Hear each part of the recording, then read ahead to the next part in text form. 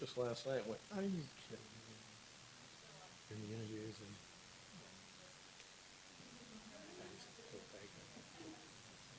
So that physical, I haven't done that, but I am.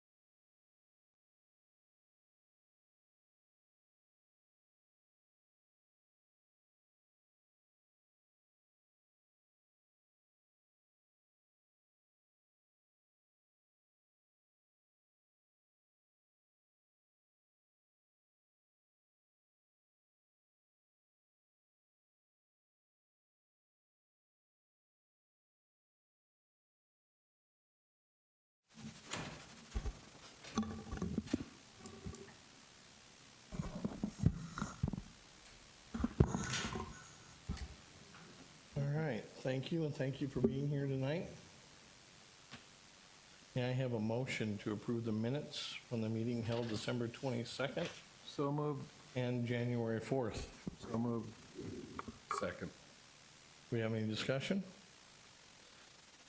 Hearing none, all those in favor signify by saying aye. Aye. Opposed, same sign. Motion passes. Persons wishing to address the school board. Shannon? Want to come up and give us your name and address? And you have 5 minutes. Yes, I won't take 5. My name is Shannon Graber. I live at 1720 East Edgewood Road. No, Sorry. Was I supposed to say something else? you're good. Okay. I just wanted to thank you. I see your agenda item is the high school course selection. And so this is year 9 that I've been here with you with the program. So next year will be 10 years. And very excited about the program, and thank you for your commitment all the way. And so now we're in our last leg, and really looking forward to that. And we've had some nice discussions with the district, and it's looking like we're very satisfied, and hopefully it'll go well. And just that assessment piece, I'm real excited to see what can be happening with that.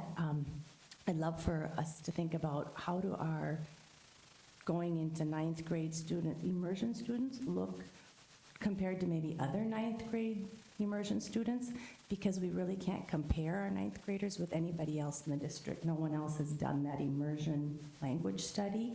So I don't know if that could be something that we could think of as far as the assessment piece. So I just wanted to add that I know there's an assessment piece in there, and I didn't know if we were going to be able to look at other districts or how you do that with other programs. So thank you. Thank you. Thank you.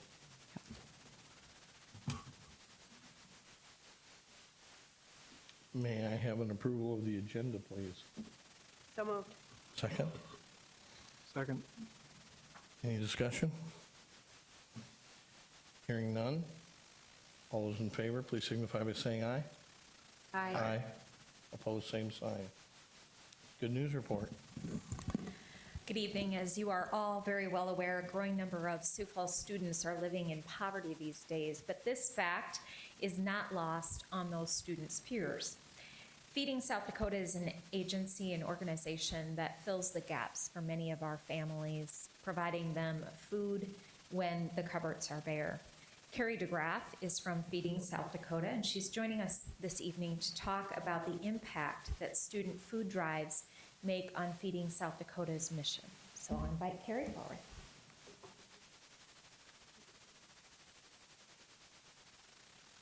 Thank you so much for the opportunity to be here today. Feeding South Dakota is extremely blessed to be able to partner with the Sioux Falls School District, so thank you so much for that partnership. For nearly 20 years, we have benefited from the students and the staff in terms of supporting our efforts to feed those who are hungry. And that's happened through the Student Hunger Drive, which started just through the local middle schools here in the district and has now grown. They now involve some of the feeder elementary schools. They've gotten smart. It's kind of a competition. And actually this year we had Lincoln High School participate and give back to our organization. It makes a significant difference. Just to give you some numbers, this year thus far, our schools have helped raise over $11,000 and have collected more than 5,200 pounds of food. And that doesn't include all of the schools, because some will still be coming in. And so in total, if I give you an annual look, this last year, the schools have raised about $21,000. And to look at the impact that that makes on our organization, it helps to support our local food pantry here. And with that amount of money, we are able to provide about 100,000 meals, and that serves about 1,500 families. And so that's about the number of families we serve in a month. So if you think about what these students and their families and the staff are doing, they're helping to support the families at our food pantry for approximately a month out of the year. That's a really big deal. And I pulled some numbers to kind of look at the history of giving, and we have many schools that not only support our food pantry, but they also support the backpack program. And so all of our schools do great work, and some of them have been around longer, so they have a little bit of a benefit. But Whittier Middle School has raised over $90,000 in giving since they've been operating their fund drive. Memorial Middle School, more than $74,000. And Patrick Henry, more than $78,000. Those are big dollar amounts. And if I look only at the Student Hunger Drive, staff and students have helped to contribute in those nearly 20 years, $215,000, which surpasses more than 1 million meals being provided to local families in this community. So we just would like the opportunity to give a special thank you to all of the students, of course their families who supported the efforts, and the staff who really helped to coordinate this effort. I can tell you that I had the opportunity to participate in some media events for this and watch some 7th graders be interviewed about, the importance of giving back and how they love to be able to do that. And so I also want to thank the leadership for supporting the opportunities for youth to learn about making a difference and giving back to the community, because it makes a difference for us and, of course, more importantly, for the children and families that we serve. So thank you. Thank you very much. Thank you.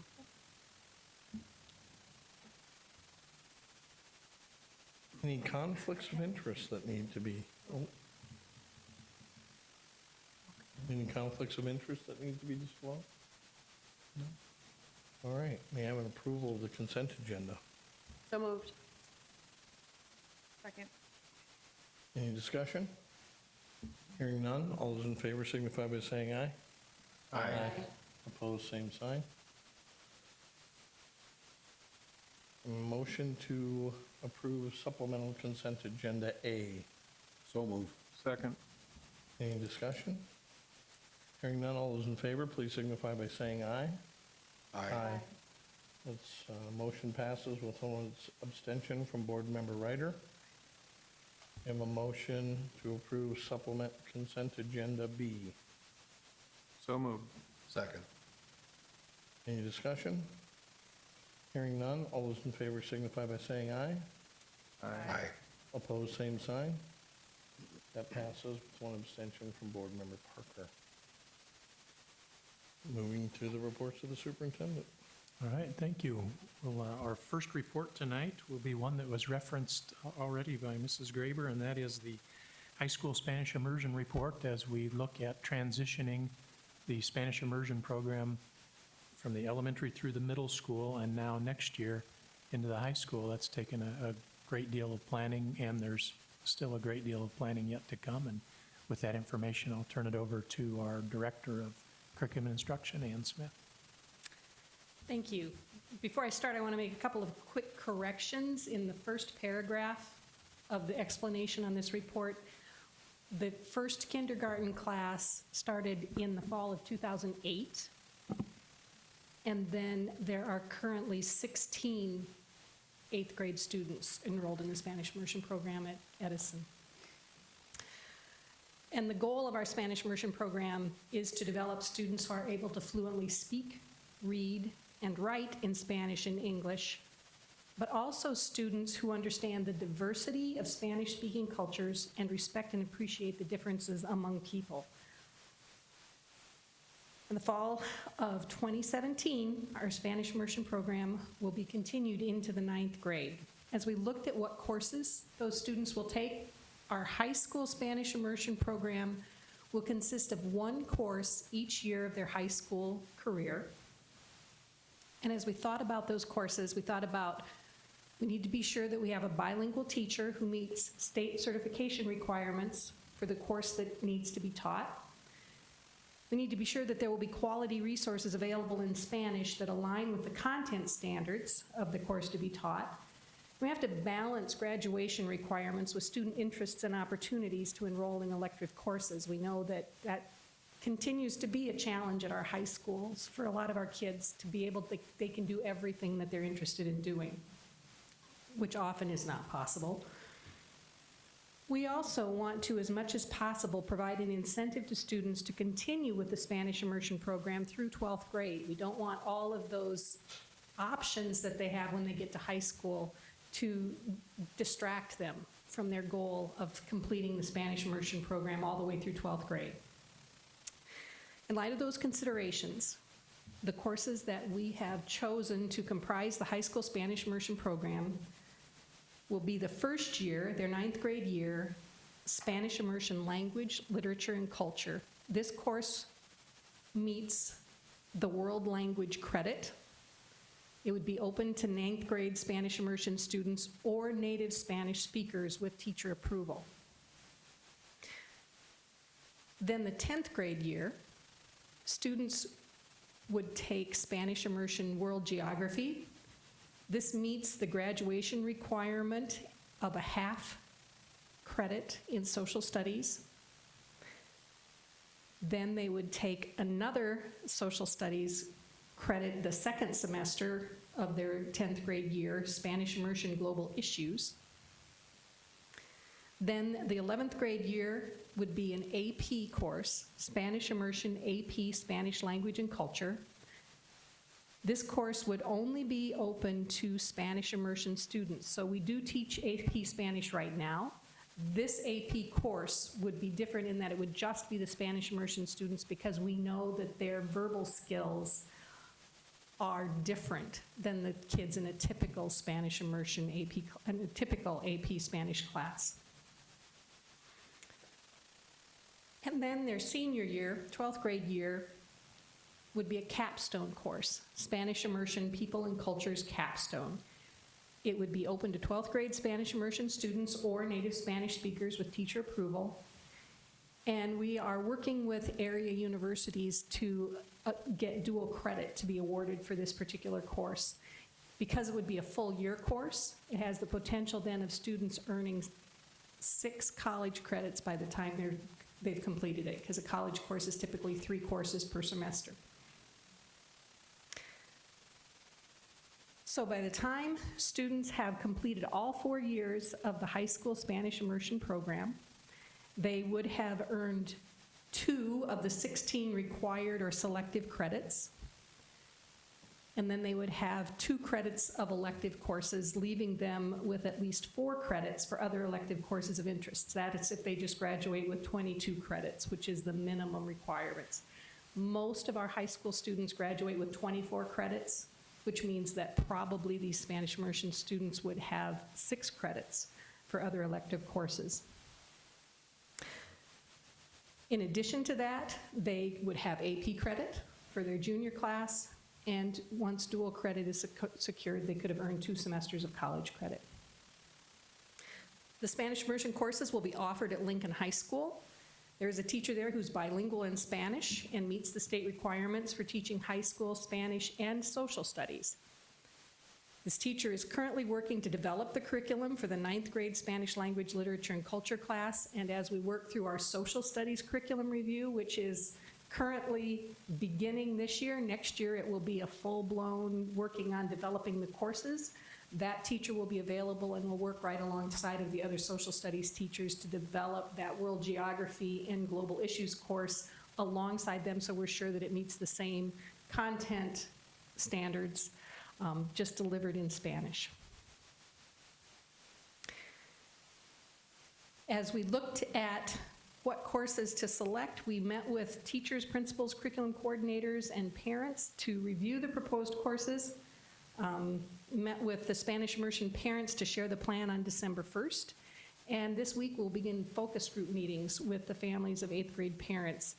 We'll continue those focus groups in January and February because we're interested in getting the feedback from that inaugural group of parents. What's been their experience? How can we improve our transitions from elementary to middle and from middle to high? So that's the current plan for our high school Spanish immersion. I would ask that you acknowledge the update on the high school Spanish immersion program. Any questions?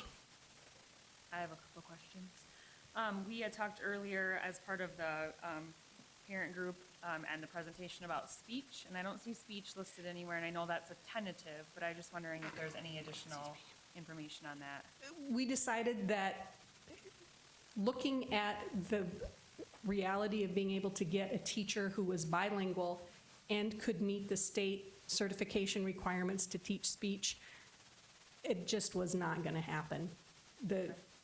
It's, again, those speech requirements, to be certified to teach speech, it isn't just needing to know speech. You have to also be able to demonstrate proficiency in debate and theater and all of those areas. So recognizing that we have a teacher who's certified to teach social studies, we did have these options. We just decided that we needed to focus, make a plan and focus on what we knew we had someone with certification to do.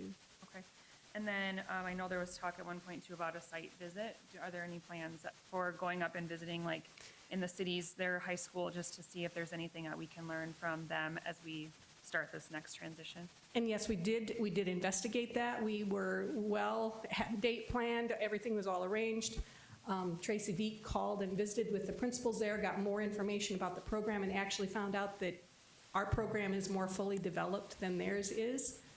And so we decided that that's not the site we would want to visit. So if we're going to do a site visit, we need to identify another program that's that is of benefit to us to visit.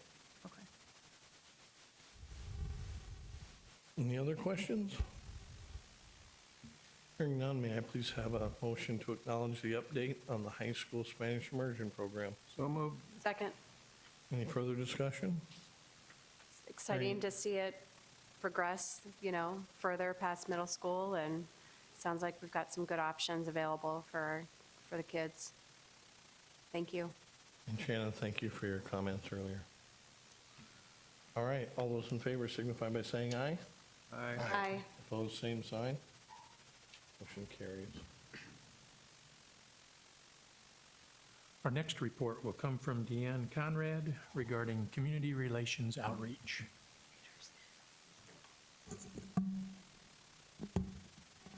Thank you, Dr. Maher. As you know, our priority area 4 in our strategic plan is community engagement, with a priority statement of Sioux Falls School District will equip staff with knowledge and tools necessary to effectively engage with families, partners, and the community to foster shared responsibility for student success. Of course, two-way communication is the most beneficial for all of us. We have a variety of opportunities, as you heard Ann Smith talking about some focus groups that she's holding on the particular topic of high school Spanish immersion. We have a couple of dates coming up where there will be community input sessions on the calendar.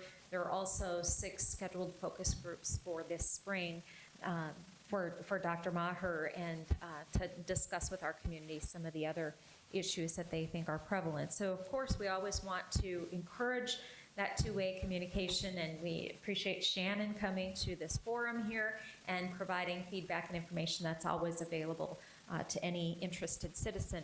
Today we're talking, however, about the ways in which community relations and its department reaches out into the community. And I want to point out a few things in hardcover documents.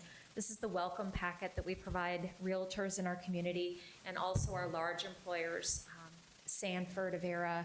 They call often for these printed pieces so that they can put them in the hands of their recruits and share with them the good news about the Sioux Falls Public Schools. We also meet one-on-one with any interested families who are interested in and have questions about the Sioux Falls Public Schools. So we do that on a very regular basis. Of course, one of the prominent pieces is our Ignite magazine, which comes out in August of every year as we welcome folks back to the school district. Also, I couldn't help but share with you, this is the brand new community education catalog. Over 328 courses in here for the spring for folks in our community to engage with our schools and in a passion that they might have and further that, whether that's for their personal benefit or professional benefit as well. So there are 6 methods that we use daily to reach our community, 6 main methods. The first, Parent Link, is our app and our direct parent contact where we can send messages via phone, text, or email. K-Learn TV has been around since the early 70s and has made quite a metamorphosis over time. We are on Midco channels, cable channels 20 and 595.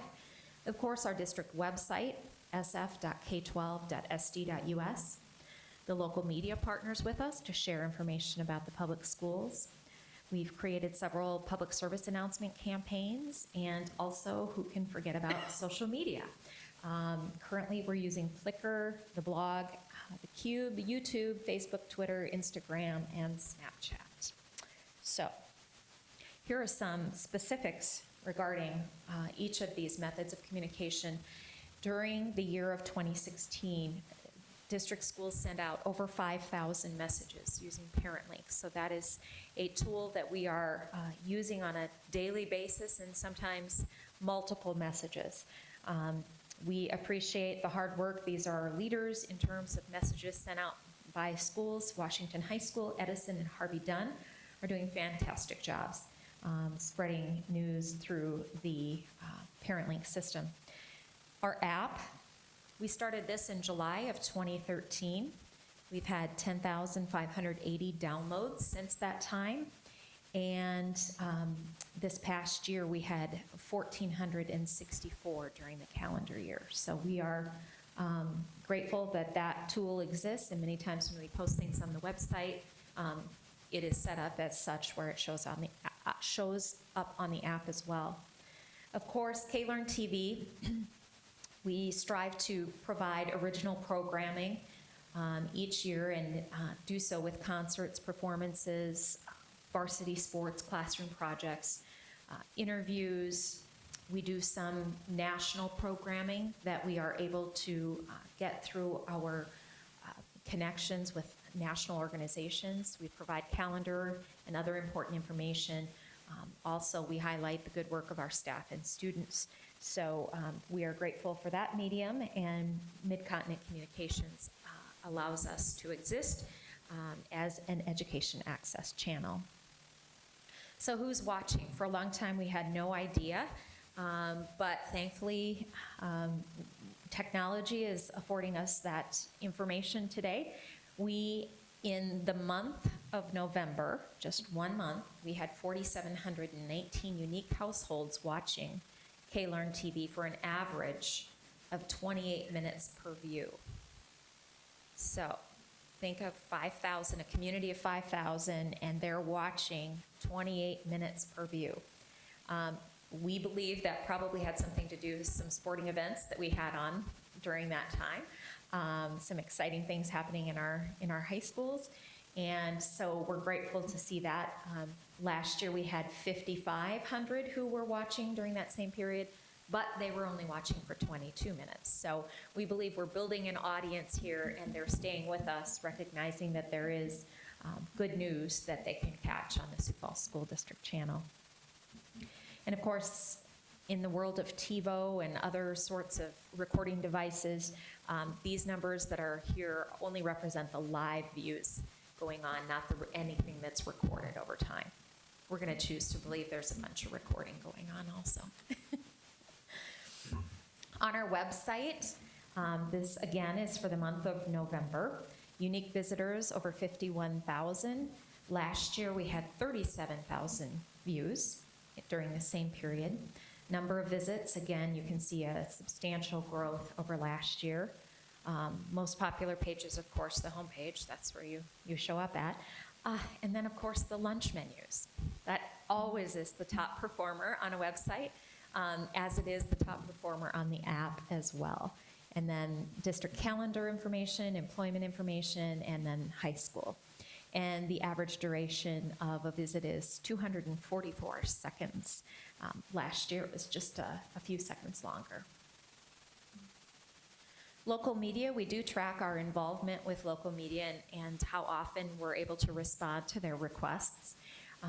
During the 6-month time period, or 5 months, if you will, July 1, December 1, we had 445 media requests. Last year, during that time frame, there were 310 requests, and in 2014, 258. So you can see that the numbers continue to rise. We work hard to respond to the needs of our local media who is interested in telling a story and helping them set up interviews and such so that it can be done with their deadline in mind, and we can meet those deadlines for them. That averages 20 stories per week. Last year we had an average of 13 stories per week. Of course, because we're in Sioux Falls and that's where the local media hub is, we have a great opportunity to respond to any needs that they have. And of course, there was no school in June and July. So. And then we have partners in our radio community who are broadcasting our football games and other sporting events, and so those are not calculated in here as those events are open to the public and open to our media as well. So we just wondered about comparison. How do we compare? And so we reached out to our friends at Avera Health. They have about 21 media stories per week, yet they have facilities in 5 states. They do telemedicine nationwide, 4 media relations positions. And so we feel like we're playing the game, and we're very competitive in reaching out and getting our story told. Other school districts, we also reached out into an organization I belong to in Minnesota, but there are lots of different factors, in terms of their metro city schools and their out-state schools, they call them, and that type of thing. So we couldn't really get any conclusive data from them. But something we're very proud of is our public service announcements and the campaigns that have been going on. This year our focus, of course, is on attendance. Midco, we reached out to all organizations, and Midco provided 531 public service announcements at no cost. That cost would have been $6,372. We just heard from KTTW.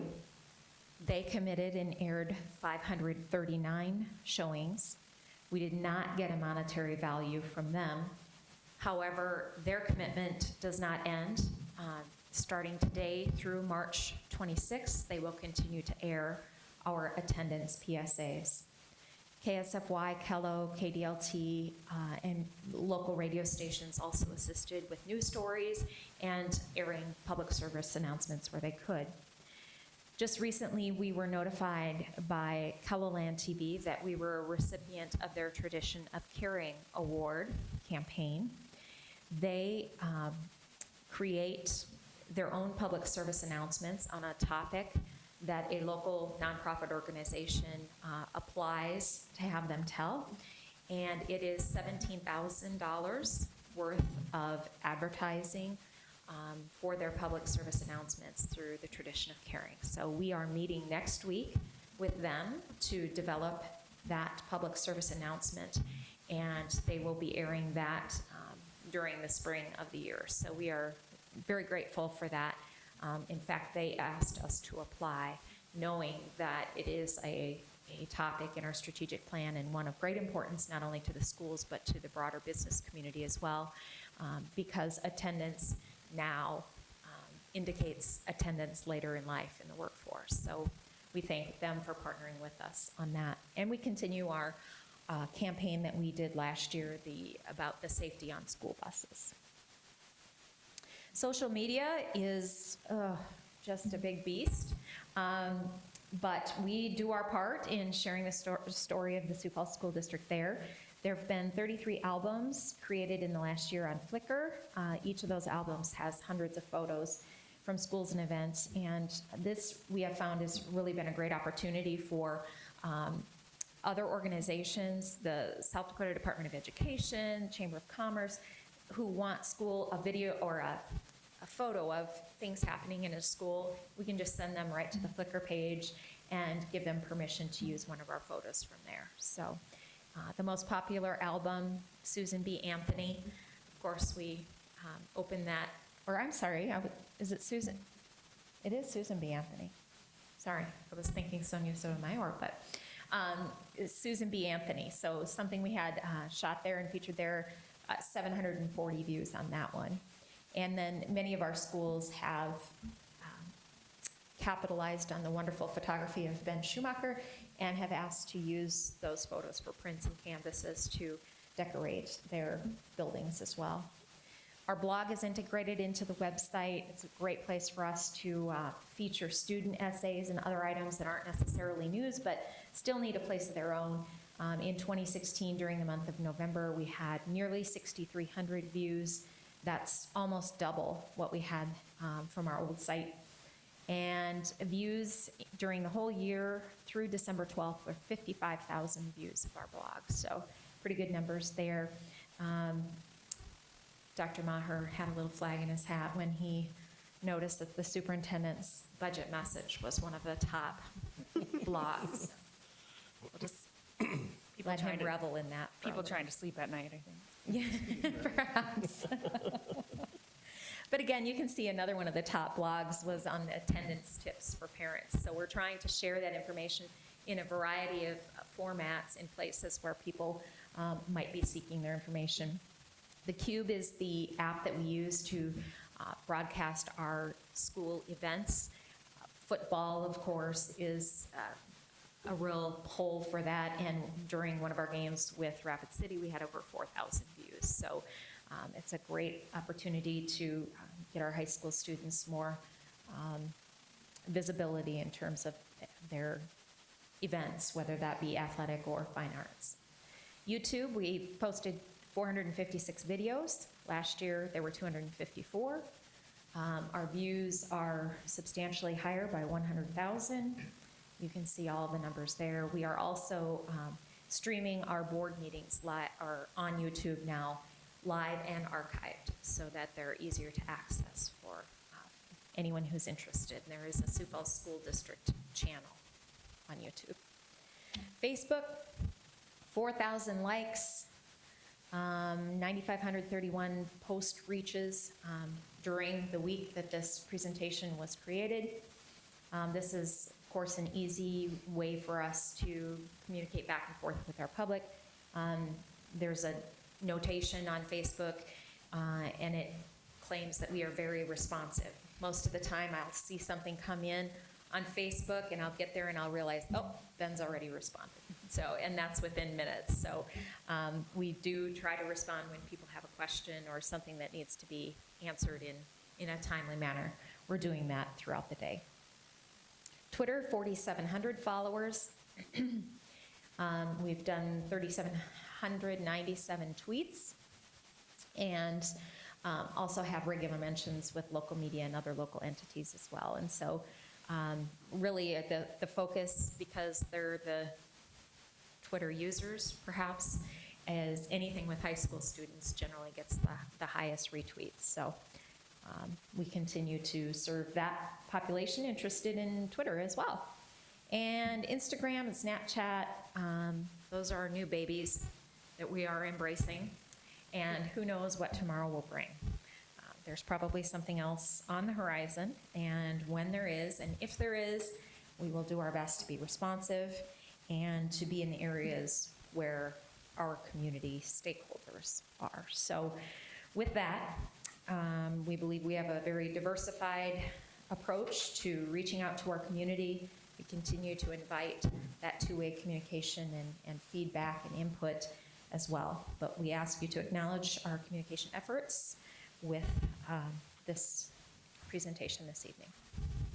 Any questions for Deanne? I was going to look quick and see if there's a community ed class on how to use Instagram or Snapchat. You know, we have Facebook and iPads. iPads. I'm Maybe not you sure should about find- Instagram or Snapchat. You but- should find an expert, because I would sign up. Yeah, So- I'm not there yet either, but that gives us an opportunity to grow, right? Yes. Always learning.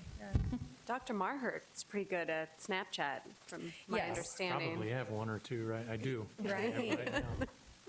Yeah. He receives a lot of information, I think, via Snapchat, so. You know, one of the things I would say, it's interesting as we've gone through the strategic plan and trying to figure out, are we communicating effectively with our public? And I think we'll continue to wrestle with that question over and over again. But one of the things that I noticed when Deanne and her team put this report together was the use of YouTube and the use of Facebook and the ability to get information out. And you think about it from a user perspective, you get it on your time. You middle of the night, first thing in the morning, whenever's convenient for you, you get that information. And I think back to when I started as an administrator, and really our ways of getting information to our public was PTA meetings and newsletters, and that was about it. And now we have such a wide open world in what will come from Instagram, what will come from Snapchat. But the thing that we have that I really like is our ability to look at year-over-year statistics in how many things are we putting out there and how many clicks are we getting on those things.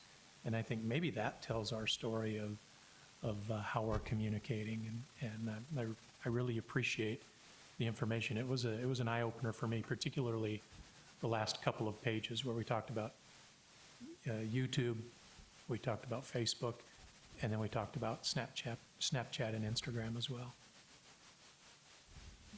Awesome. Anything else? May I have a motion to acknowledge the district's communication efforts with both internal and external stakeholders? So move. Second. Any further discussion? All those in favor signify by saying aye. Aye. Opposed, same sign. Thanks, Deanne. All right, we had reviewed 7 policies last Tuesday, would have been the 3rd. In an effort to keep the school board policies updated, members of the administration and the policy review committee will continually review policies and regulations that need to be added, deleted, revised, or in some cases to update the language. These policies that we're going to go over right now have been reviewed by the administration and the policy review committee, and given the minimal revisions to the policies, a second reading are not necessary. So I'm going to read them off and ask for an approval. CGD, CGDR, state and federal programs, we just updated the language to match federal regulations. GBG, staff wellness, no changes. GBGB, employees' personal property, no changes. IJK, selection of library and supplemental instructional resources and materials, we updated language to current practice. IJNC, INJCR, School Library Resources Center, no changes. JLC, JLCR, Student Health Services, update language to meet current needs. And JLCAA, JLCAAR, Physician Prescribed Services, we updated the language to current practice. May I please have a motion to approve the review revision of these policies and their regulations? So moved. Second. Any discussion or questions? Hearing none, all those in favor, please signify by saying aye. Aye. Opposed, same sign. Motion carries. I have that we need to set the 2017 school board election date.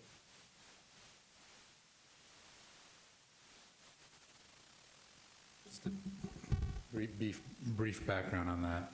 You have in your board materials a resolution which designates June 6th, 2017 as Election Day. That's the first Tuesday following the last day of school. As you know, the board will have one vacancy next year when the term of Doug Morrison expires in July. Obviously, to fill that vacancy, we must hold an election. The state allows local governments to use electronic poll books and vote centers, and we plan to do that again for our 27, I think it was 6 years ago, Doug, that we did it for the first time when you were elected back to the board. By using electronic poll books and vote centers, voters registered in the district will be allowed to use any one of 10 locations throughout the district. We are proposing using the 3 mainstream high schools, the middle schools except Patrick Henry, IPC, First Lutheran Church, and First Baptist Church. The reason we're suggesting the first Tuesday following the last day of school is that the schools will be relatively empty. Parking lots will have plenty of room in them, and the election won't interfere with school activities because school won't be going on. Some important dates, if we pick June 6th as Election Day, if you approve the resolution, March 1st would be the first day for nominating petitions. March 28th would be when those are due. Deadline for voter registration would be the 22nd of May, and of course, Election Day on the 6th. It's our recommendation that you approve the resolution designating June 6th as Election Day. Designate the whole school district as one precinct, and approve the use of vote centers, electronic poll books, and counting ballots by hand. Stand by for any questions. There are no other city elections this year? Nope, the city holds its elections in even-numbered years, so we're on our own this year. Any questions, discussion? I feel like turnout is normally low, but it seems like it's even lower when it's not during the school year. But I understand what you're saying about having people be able to access the polls, because I've had issues with that in the past where you go and there's a school event and then I think people drive up and they drive away because it's not worth the hassle of trying to park 3 blocks away to go and vote for one thing. So I think it's maybe close enough to school being done that there will still be people around, or they could absentee vote too, so. Yep, absentee voting is always an option, and yeah, we're trying to keep it real close there so that, you know, you're not holding it over summer vacation when a lot of people are already on vacations. All right, anything further? We have a motion to approve the resolution. So moved. Second. Any further discussion? All those in favor signify by saying aye. Aye. Aye. Opposed, same sign. Motion carries. Anything else for the good of the cause? We have a motion for adjournment. So moved. We are adjourned.